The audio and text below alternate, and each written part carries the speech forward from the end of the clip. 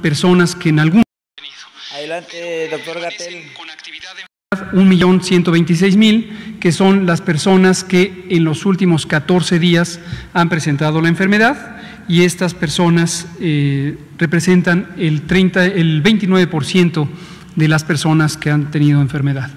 7% es la mortalidad acumulada, la letalidad, es decir, la proporción de personas que teniendo COVID desafortunadamente han perdido la vida.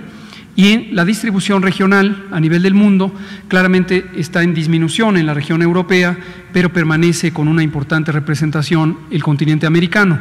Asimismo, que ya lo empezamos a mencionar desde hace algunos días, la zona del Mediterráneo Oriental, que es la zona de Asia que está hasta el extremo oriental del mar Mediterráneo, los países árabes principalmente, están cada vez más con actividad y representando una proporción mayor de la epidemia en el mundo. Lo esperable es que esto seguirá creciendo por varias semanas más, en tanto que irá disminuyendo en Europa. La siguiente, por favor.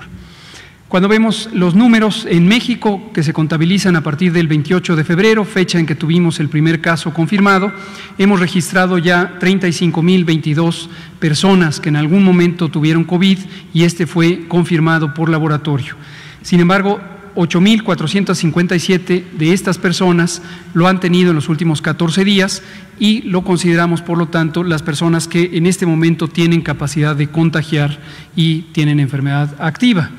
Muy desafortunadamente, 3.465 personas han perdido la vida directamente por COVID y sus complicaciones, siendo la de mayor frecuencia la insuficiencia respiratoria, el daño pulmonar agudo, que es el condicionante más frecuente de muerte.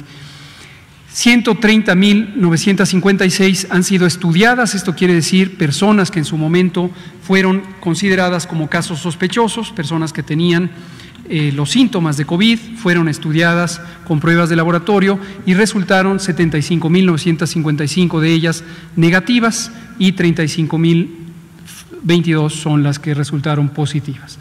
Permanecen todavía en estudio casi 20.000 personas, como conocen bien, esta cifra cambia día a día porque se permanece con las personas que han sido nuevamente identificadas por primera vez como casos sospechosos y que permanecen por un par de días en periodo de estudio. La siguiente, por favor. En nuestro mapa de casos acumulados, solamente el estado de Colima ha tenido menos de 100 casos o hasta 100 casos, pero todos los demás han tenido más de 100 casos, en algunas situaciones, como en la Ciudad de México, varias millares de casos, lo que corresponde por un lado con la actividad de la enfermedad y por el otro lado con la población. Y en la siguiente diapositiva lo podemos ver en una gráfica de columnas que nos muestra claramente los números. Ahí está la Ciudad de México con casi 10.000, 9.737 casos, seguida de un poco más de 5.000 casos en la región metropolitana del Valle de México, en lo que ocupa a los municipios conurbados del Estado de México. Y en el orden se preserva lo que hemos comentado: Baja California, Tabasco, Sinaloa, y Veracruz ya supera en casos acumulados a Quintana Roo, que como veremos en unos minutos se encuentra ya en una fase de estabilización de la epidemia o incluso en declive. La siguiente. Cuando consideramos específicamente los casos recientes, los casos de los últimos 14 días, de estos 8.457, la distribución es también en toda la República, pero tenemos todavía varias entidades que no han llegado a 100 casos recientes. Y se ven en el mapa pintados de color verde o verde claro, incluso como Durango, que tiene menos de 50 casos recientes registrados.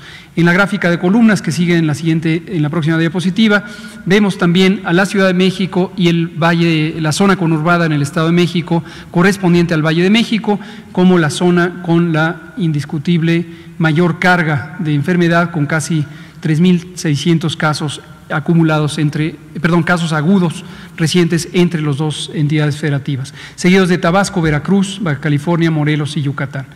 En la siguiente lo podemos ver en forma de incidencia, esto es decir, cuando queremos comparar poblaciones que son de distinto tamaño y es muy claro que el número de casos depende también del tamaño de población. Donde hay más población hay más casos. Para poderlo comparar adecuadamente tenemos que dividirlo por el número de habitantes que hay en cada entidad federativa, y de ello resulta esta medida muy conocida en epidemiología que se llama incidencia. En México en general tenemos 6.6 personas que han tenido COVID en los últimos 14 días por cada 100,000 habitantes. 6.6 por cada 100,000 habitantes. Y se distribuye de una manera heterogénea en el territorio nacional, de acuerdo a lo que se ve con distintas intensidades del color verde en el mapa que está frente a nosotros, pero que si lo vemos además en una gráfica de columnas en la siguiente diapositiva, podemos verlo de manera numérica en forma mucho más clara. Y aquí vemos que la incidencia en la Ciudad de México alcanza los 24 por 100,000 habitantes, mientras que en el siguiente estado en frecuencia es Tabasco, Morelos y posteriormente Yucatán y Quintana Roo y Baja California, que eran más activos hace algunos días, concretamente hace 10 días, ahora ya están siendo desplazados en intensidad de transmisión por los estados que recién he mencionado. La siguiente. La mortalidad la representamos por el número de personas que muy lamentablemente perdieron la vida por tener COVID, y vemos a estas 3.465 personas representadas por día de ocurrencia de la defunción en todas esas columnas de color azul.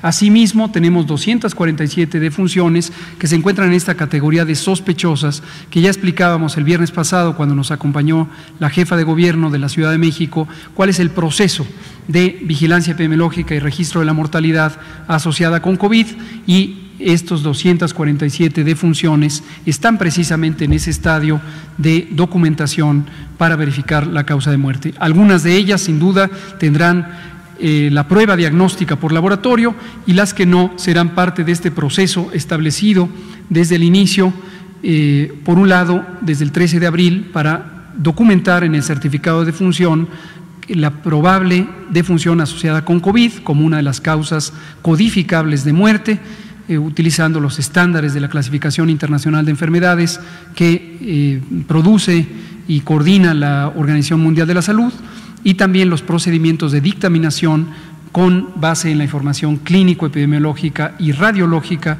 que está en manos de las unidades de atención médica. La siguiente.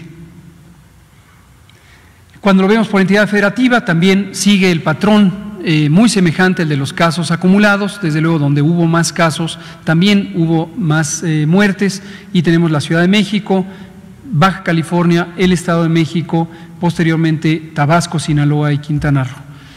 La siguiente.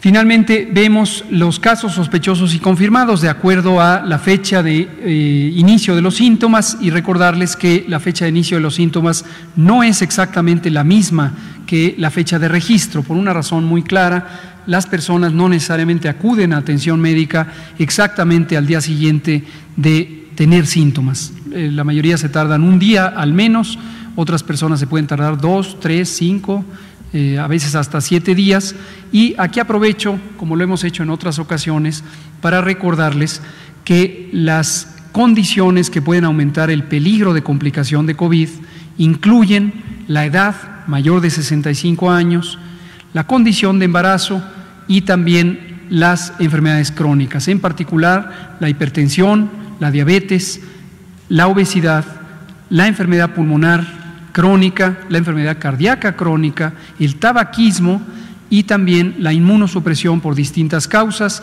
siendo cáncer una de las más comunes, y también la condición de vivir con VIH cuando ha habido un deterioro importante del sistema inmune. La cuenta de CD4 está baja, está muy baja. Estas condiciones hacen más propensa a la persona a que se complique, y el COVID, siendo una enfermedad originalmente leve, originalmente me refiero cuando empieza la infección en los individuos, se presenta con fiebre, tos, dolor de garganta, dolor de cabeza, también puede presentarse dolor muscular, enrojecimiento de los ojos, escurrimiento de la nariz, como los síntomas comunes de la condición leve de COVID. Pero en personas que tienen